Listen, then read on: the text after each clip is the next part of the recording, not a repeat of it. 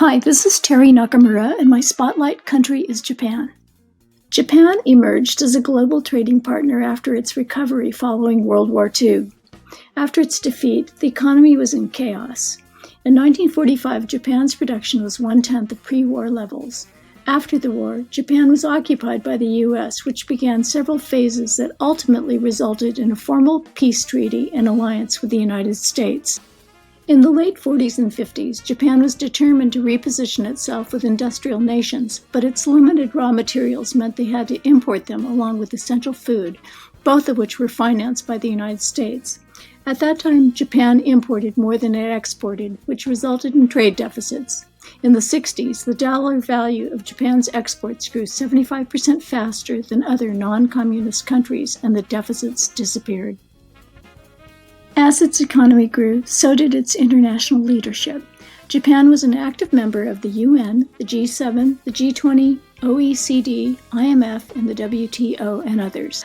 Japan is one of the U.S.'s strongest allies and is currently the fourth largest trading nation following China, the U.S., and Germany. Tariffs on most imported goods into Japan are relatively low. Japan shares the U.S.'s interest in preserving and expanding an open digital economy and working to finance infrastructure in the region to help development and avoid dependence on China's Belt and Road Initiative. A number of non-tariff barriers continue to exist.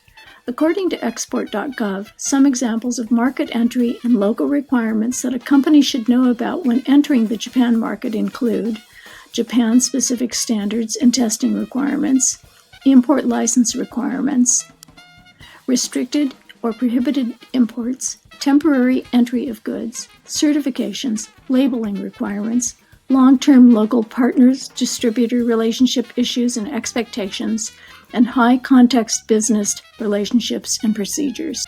Companies that intend to trade with Japan should be prepared for cultural challenges and changing opportunities. Japanese consumers, long known for their willingness to pay for quality, are now buying private label items and flocking to discount retailers. And despite tiny living spaces, they're buying in bulk. Many people are entertaining at home, and bento culture, which is a packaged box lunch, has become popular and even fashionable. 56% of Japanese consumers say they'll go elsewhere if they've had even one bad experience with a brand.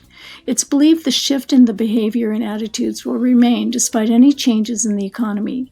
Part of this is attributed to insecure feelings about the economy, some to the digital revolution, and some to millennials and Gen Z consumers who are less materialistic or brand-driven than previous generations.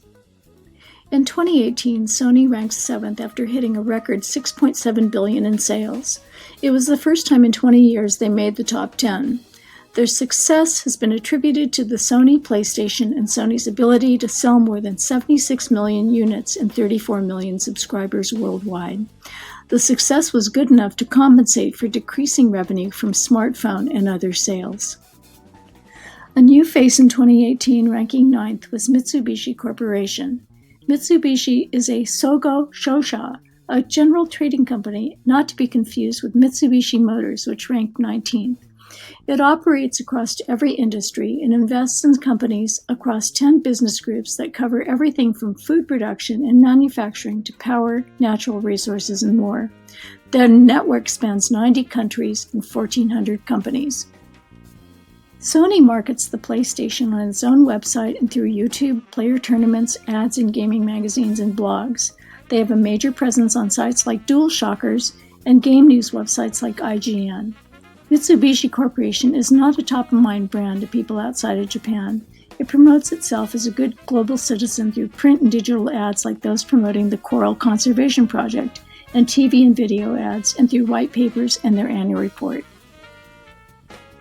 As a third-generation Japanese American, I was born in the U.S., as were my parents. I've never been to Japan, but my grandparents on both sides came from Hiroshima. Japan has always been of interest to me. Japan is one of the world's most successful democracies and largest economies. The U.S.-Japan alliance is the cornerstone of U.S. security interests in Asia, and it's very important as a force of regional stability and prosperity.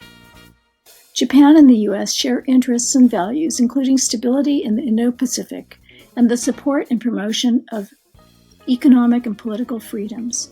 Japan is also a supporter of human rights and democratic institutions. Both countries benefit from expansion and prosperity and ensuring peaceful and supportive relationships as part of the international community. I don't anticipate interacting with Japan as part of my future career unless I find myself working for a company that has a presence there. One possibility might be if I work for a multinational company like Amazon. Still, I don't speak Japanese, so that would be a barrier for working there. Ultimately, my goal is to someday visit.